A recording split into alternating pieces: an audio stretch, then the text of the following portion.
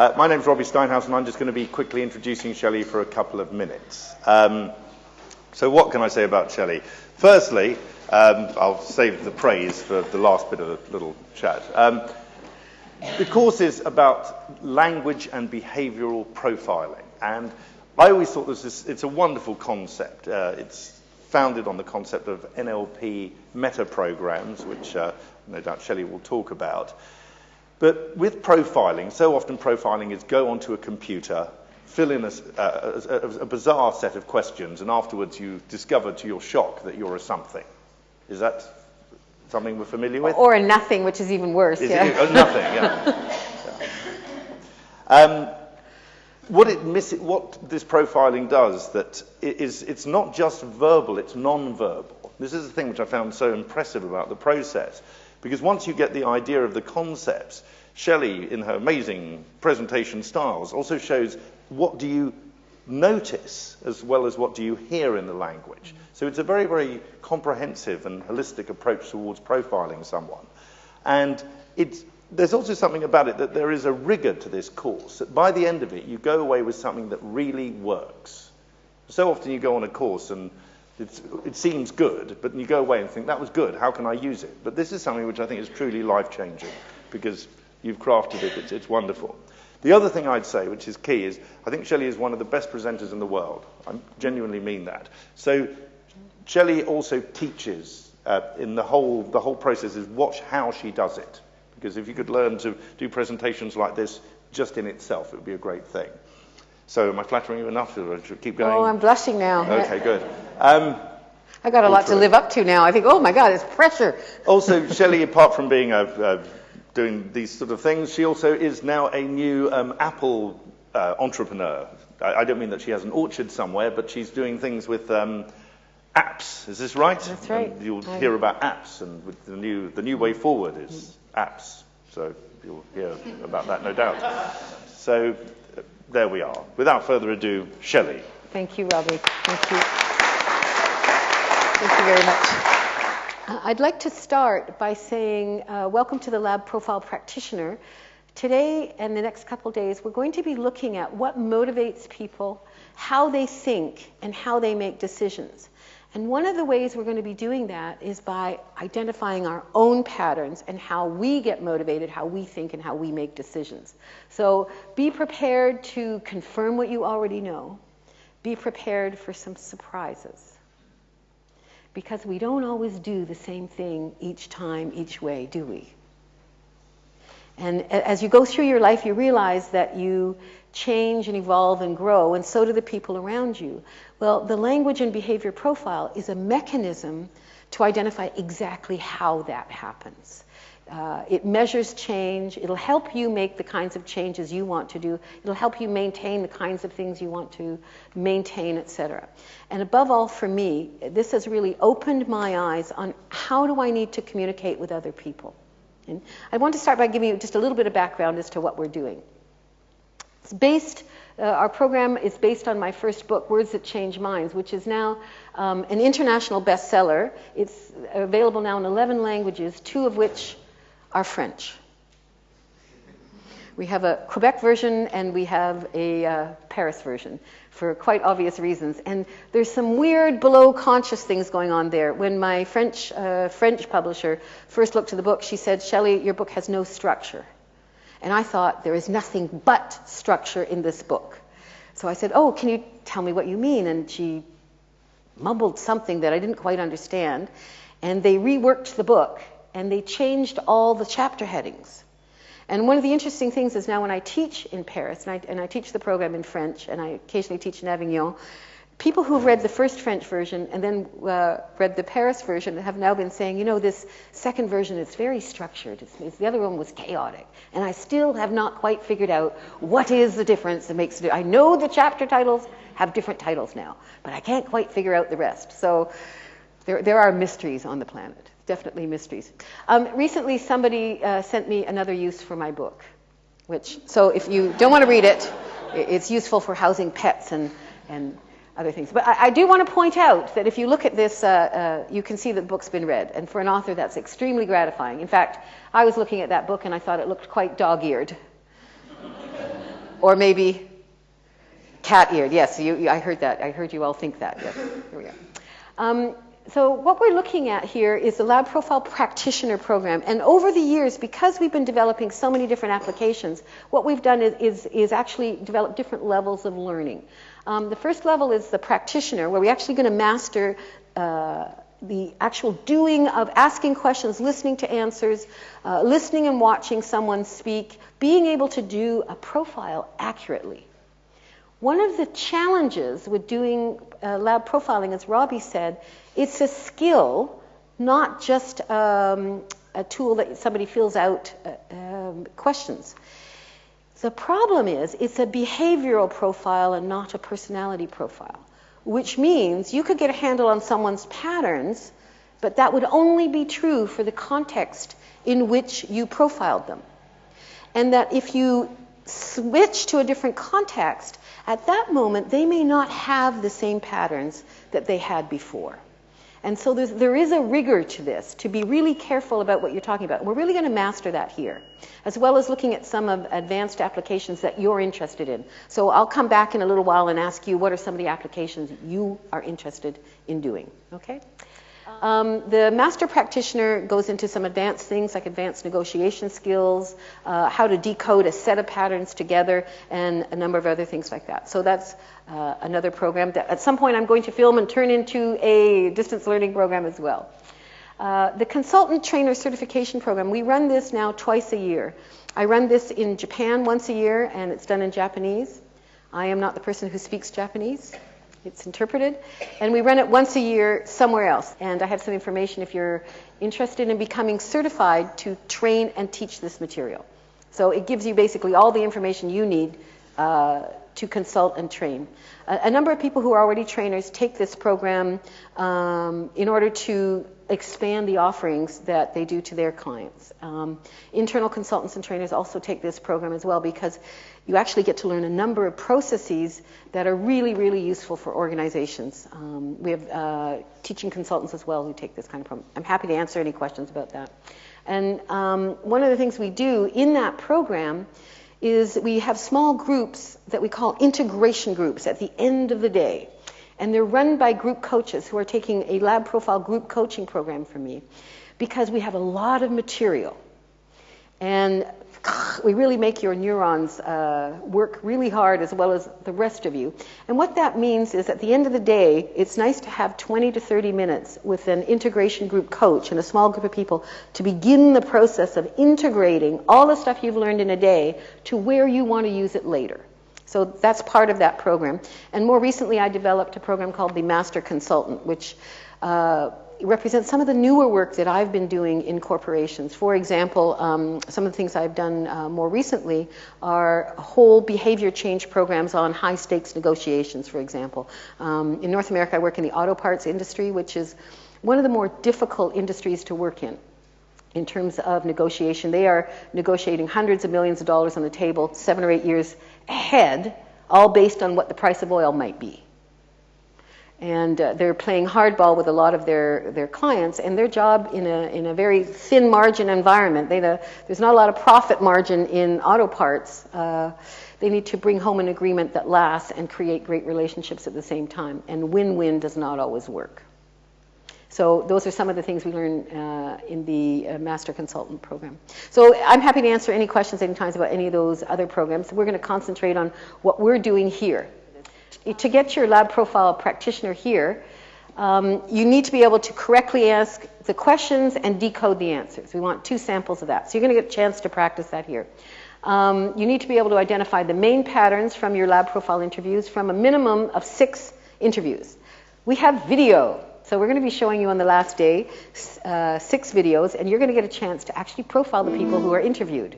So we're going to show you 6 live interviews. You will have had a chance to really practice a lot of the patterns beforehand, but it'll put it together. Even if you never will be doing interviews as such, it's a great practice for actually posing the questions and then being able to decode the answers, even when you haven't asked the questions, because people use these patterns all the time. Right? So these are the names of the patterns that we'll be looking for. Some of the ones we're not so demanding about with the lab profile practitioner standards are the ones that are more nonverbal. It's very interesting. Some of the research that we've done has shown it's more difficult to evaluate the nonverbal patterns between cultures than it is in your own culture. Because people are used to the signs and signals that are nonverbal in their own culture, and they're not as used to them in other cultures. That makes sense, doesn't it? And you'll see the people in the videos come from different places and from different cultures. And when we discuss it at the end, I think you might see that actually happening. You also need to be able to give clear feedback to someone that you've profiled. And what we mean by clear feedback is instead of just using the jargon, the names of the patterns, you need to be able to behaviorally describe what that means. This is hugely important if you're going to use a lab profile. The jargon we use amongst us, but when you go out into reality, people really want you to speak in terms that they understand. So that's part of what you need to be able to do. We're going to be looking also at how to deal with some communication problems. This is a fairly universal communication problem. This is one of our best-selling MP3s and CDs, presenting ideas to skeptical people. Because I think everybody has that issue. Would you agree that one of the toughest challenges you have is when you're enthusiastic about something is to get other people to buy in? Isn't that true? So we're going to look at what happens at a below conscious level when someone is skeptical. What do you need to do really to communicate to them in their terms? Here's an example. The National Society of Skeptics, I don't believe we've met, and I don't believe that you don't believe that we've met.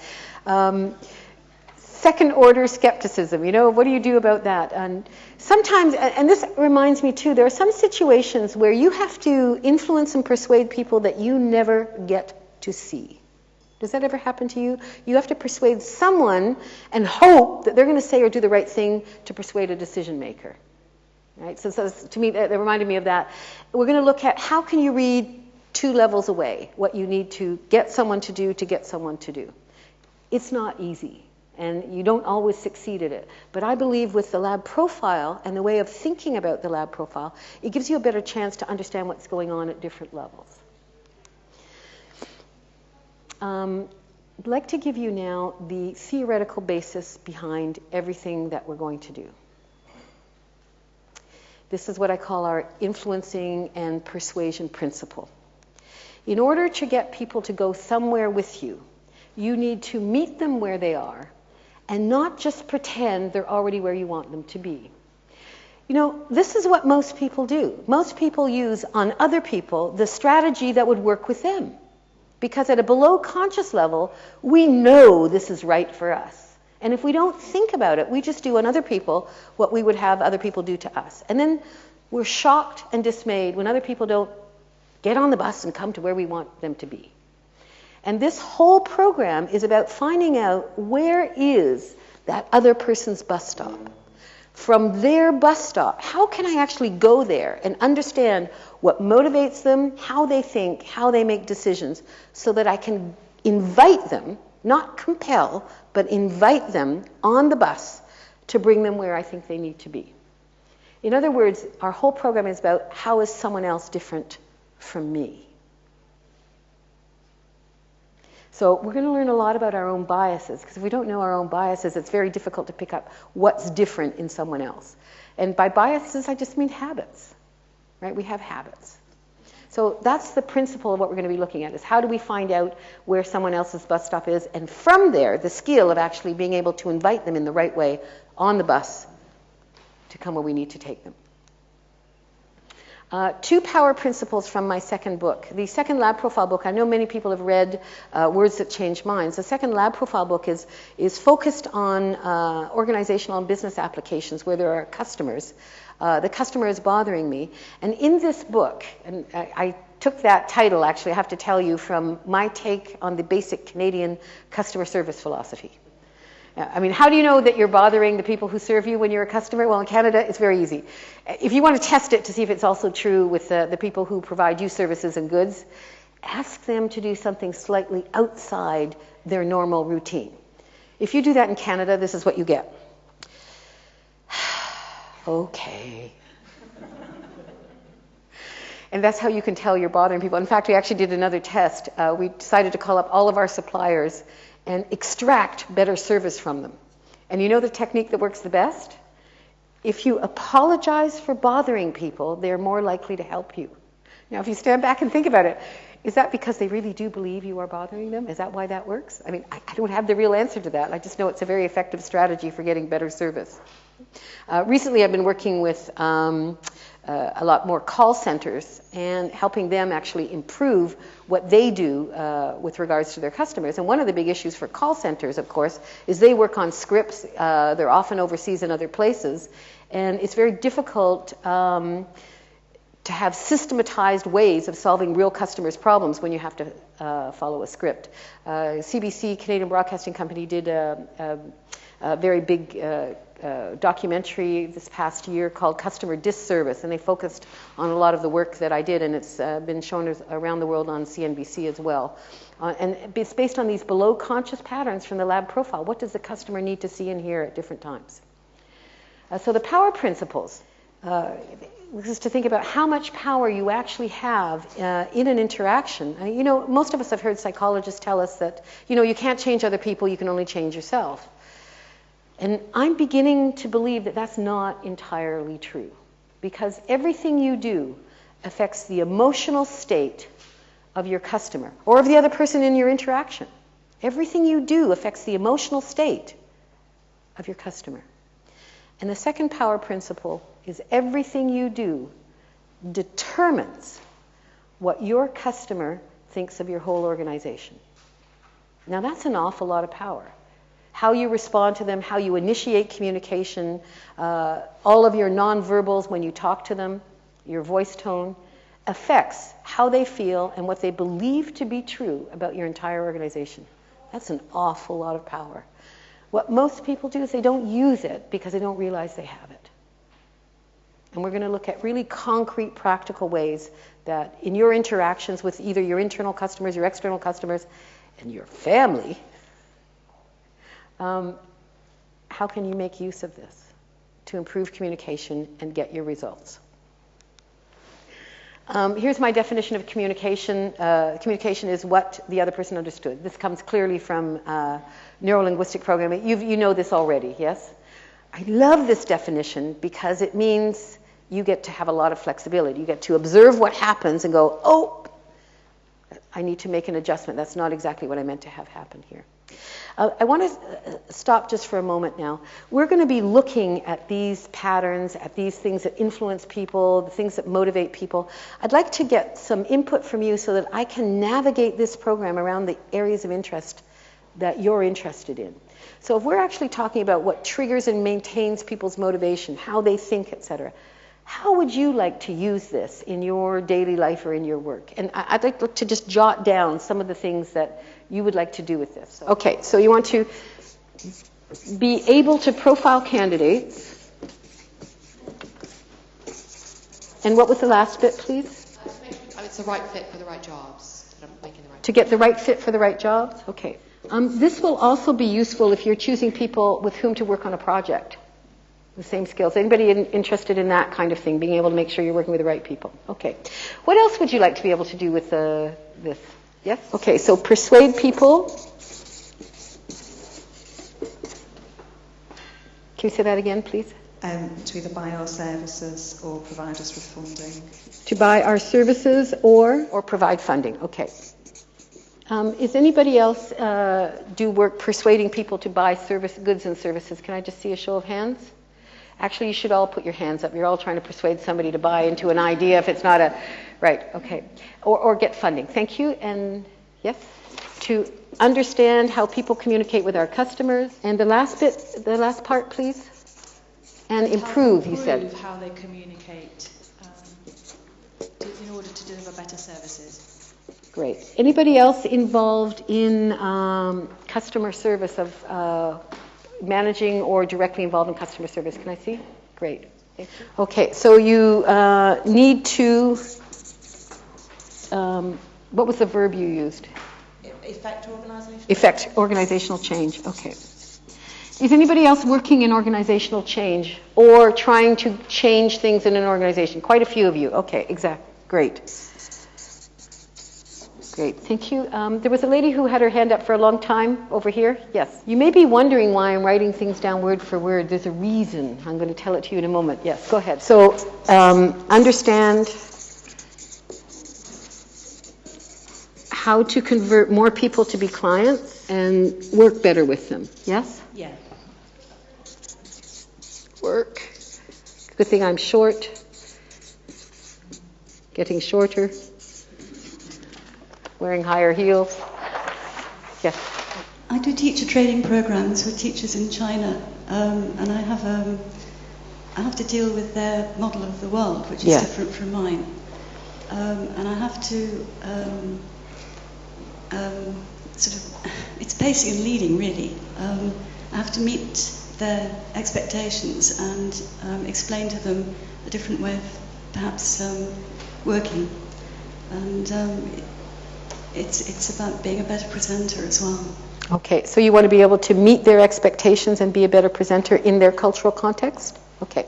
How many of you work in, can we say, cultural contexts that are different one from another? Like those of you who go from different organizations will find the same thing too, even if you're still in Great Britain or within your country. Organizations have cultures. I mean, you'll know the NHS culture is very different from many other cultures as well. So that although when you go to a different country, it's very, very different, the idea of what do you need to look out for when you shift cultures is also a thing that I think you need to look at. And the lab profile is a shortcut to that. And I work in a lot of different cultures. Last year I worked in, I think, 15 different countries, and when we do our trainers training, we have people from 15 to 20 different countries come, which is a wonderful, wonderful environment to learn how to do this in, because you get immediate feedback on what works and what doesn't work. There's that advantage, right? Good. Some other people had hands up. Yes? Find I like those two adjectives. Compelling, exciting way. What was it you said after that? To communicate to good people when I'm presenting. People when I'm presenting. How many people actually do presentations here? Can I just get a sense? Would you like to be able to use lab profile in your presentations? Great. This is super. I'd like to invite you to catch me in the act of doing what I'm doing. And I will also talk about some of the things that work and don't work, and what do you do when you shouldn't have done what you did. Are you interested in what to do when you did something that you shouldn't have done? Yes, okay, good. I have lots of examples of that. So you want to understand the process of influence when negotiating and putting in proposals. How many people here get business by writing proposals and submitting? Okay, good. I'd like to give you some shortcuts to decisions, and maybe even some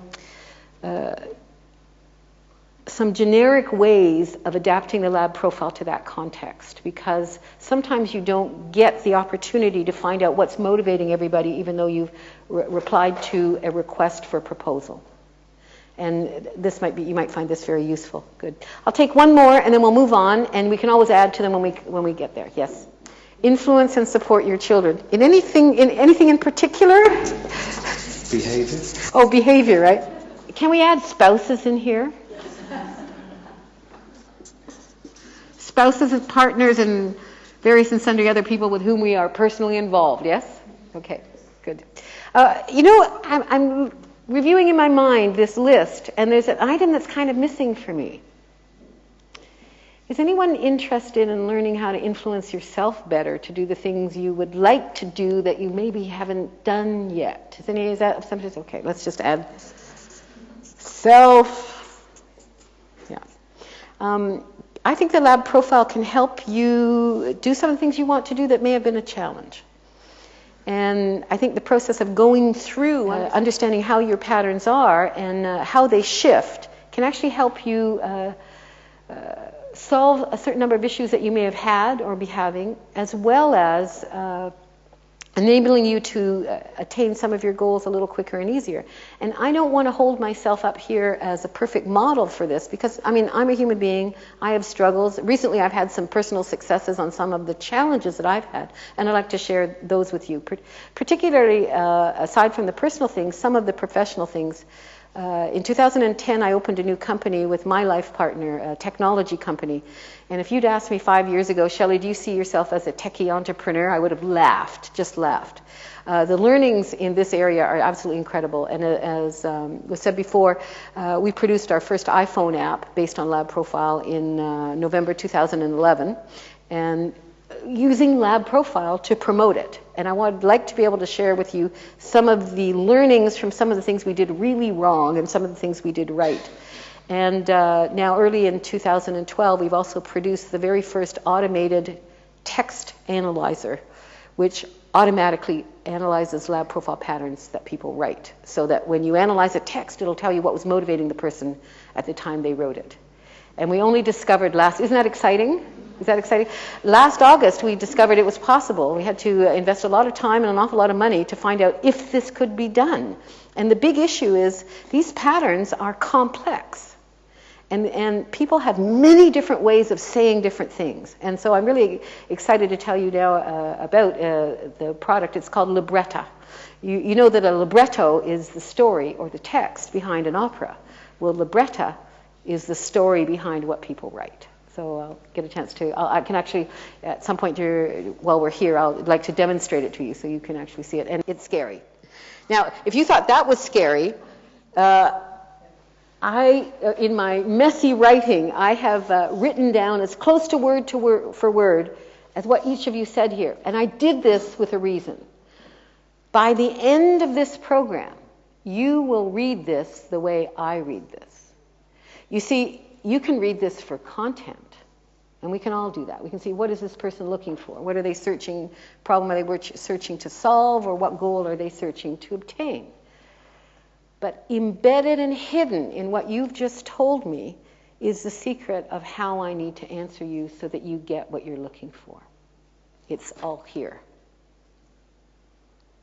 And as we go through these days, you're going to know how to do this too. Now, that excites me. Does that excite you? Because now there will be no secrets.